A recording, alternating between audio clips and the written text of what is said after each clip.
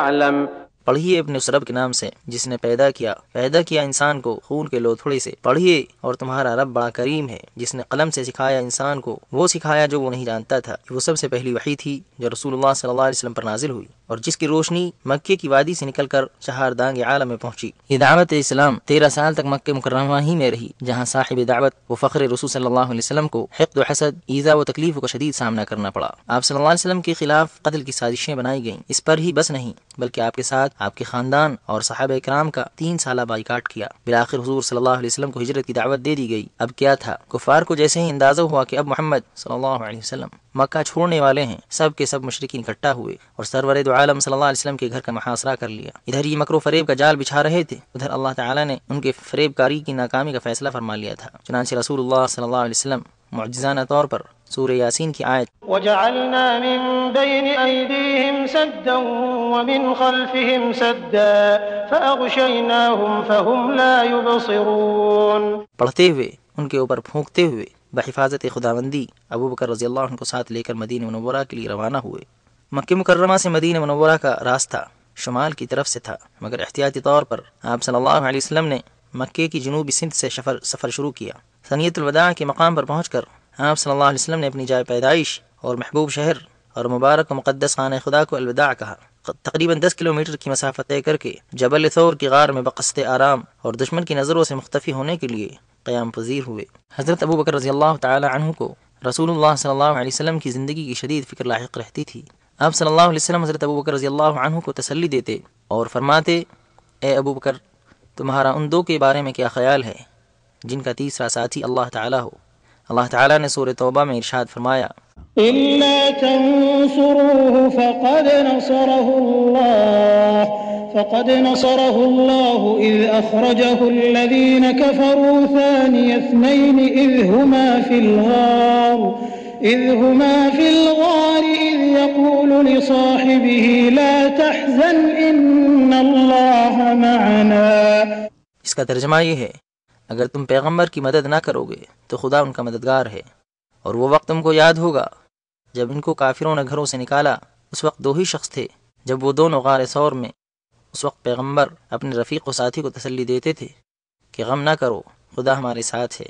آپ صلی اللہ علیہ وسلم مدینہ تشریف لے آئے، مگر آپ کا دل برابر بیت اللہ شریف کی زیارت کے لیے مشتاق رہا۔ چنانچہ 6 سال بعد سن 6 ہجری میں آپ صلی اللہ علیہ وسلم 500 صحابہ اکرام کے ہمراہ عمرے کی غرض سے مکے کے لیے روانہ ہوئے۔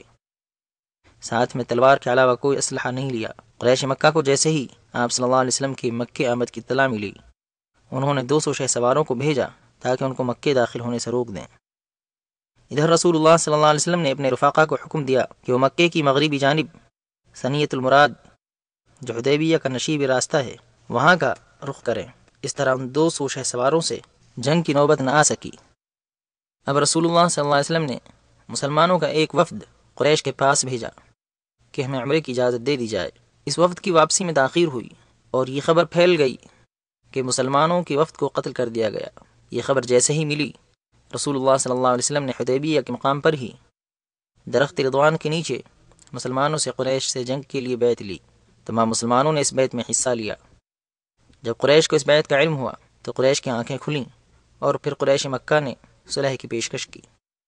رسول اللہ صلی اللہ علیہ وسلم نے اس پیشکش کو قبول فرما لیا اور مسلمان حدیبیہ سے واپس ہوئے، اس شرط پر کہ اگلے سال پھر عمرے کے لیے آئیں گے۔ اب 8ویں ہجری میں قریش نے عہد و پیمان توڑا، جس کی بنا پر رسول اللہ صلی اللہ علیہ وسلم نے 4 لشکروں کی تیاری کا حکم دیا۔ ایک لشکر مقدمے کے طور پر آگے روانہ کیا، دوسرے لشکر کو ہدایت تھی کہ وہ مکے کے نشیبی علاقے سے داخل ہو، تیسرے لشکر کو ہدایت دی کہ وہ مغربی سمت وعیکان پہاڑ کی چوٹی سے ہوتے ہوئے مکے میں داخل ہو، چوتھے لشکر کو حکم دیا کہ وہ جبل ہند کے سامنے سے ہوتے ہوئے مکے میں داخل ہو، نیز یہ حکم دیا کہ میرے لیے بیت اللہ کے سامنے ہی چوٹی پر علم گاڑ دیا جائے۔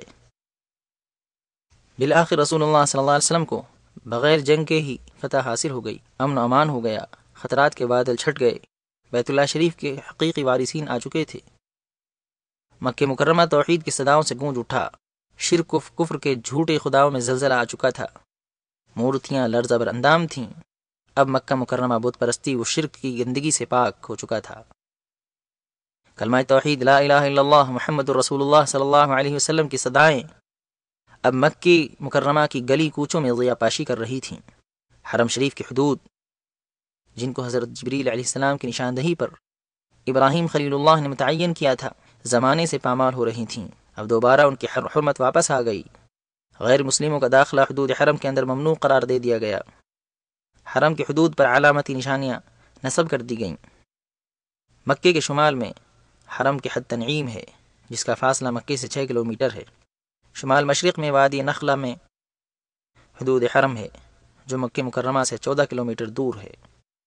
مکے کے جنوب میں ایک جگہ اضا ہے، یہاں پر حرم شریف کی حد ختم ہوتی ہے، اس کا فاصلہ مکے سے 12 کلومیٹر ہے۔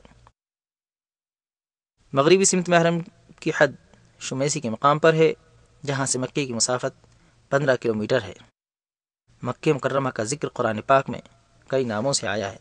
مکہ مکرمہ کے نام، مکے کے ناموں میں سے ایک نام البلد الحرام ہے، جیسا کہ سورہ نمل آیت نمبر 91 میں وارد ہوا ہے۔ اعوذ باللہ من الشیطان الرجیم، بسم اللہ الرحمن الرحیم۔ انما امرت ان اعبد رب هذه البلدة الذي حرمها وله كل شيء۔ ام القرى. وهذا كتاب أنزلناه مبارك مصدق الذي بين يديه ولتنذر أم القرى۔ دوسرا نام البلد الامین بھی مذکور ہے۔ والتين والزيتون وطور سينين وهذا البلد الأمين۔ معاد. إن الذي فرض عليك القرآن لرادك إلى معاد۔ مکہ، وهو الذي كف أيديهم عنكم وأيديكم عنهم ببطن مكة۔ ایک نام بکہ بھی قرآن میں وارد ہوا ہے۔ إن أول بيت وضع للناس للذي ببكة مباركا وهدى للعالمين۔ سعودی دور حکومت آیا تو اس نے شہر مکہ کی خاص پلان کے تحت ترقیاتی کام شروع کیے، اس لیے کہ مسجد حرام کو جانے والے راستے اور گلیاں نہایت تنگ تھیں۔ مکہ مکرمہ کے ظاہری شکل کے لحاظ سے اور زمانے کی تبدیلی و ترقی کے نتیجے میں کیا مسائل و مشکلات آ سکتی ہیں، اس سے کوئی بھی مکے کی تاریخ کا شناسا انکار نہیں کر سکتا۔ اس شہر کی حالت بالکل وادی کی مثل ہے۔ اس پر محیط پہاڑی چوٹیاں وادی ابراہیم، وادی طوا اور وادی فتح تک پھیلی ہوئی تھیں۔ اونچی وادی وادی محصر ہے۔ مکہ مکرمہ کا موسم خشک گرم ہے سال کے اکثر حصے میں، جس میں درجہ حرارت 30 سے 45 کے درمیان رہتا ہے۔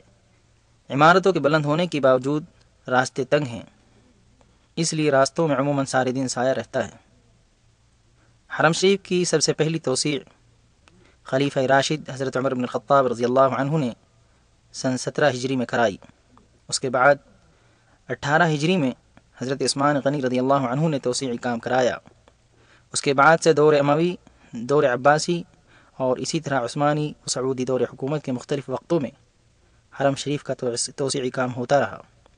دور سعودی میں سعودی فرمانروا شاہ عبدالعزیز آل سعود نے 1368 ہجری میں حرم شریف کی توسیع کا اعلان کیا۔ یہ تاریخ کی اپنی نوعیت کی اہم ترین توسیع تھی، جس میں 20 سال تک مسلسل کام چلتا رہا، جس میں حرم شریف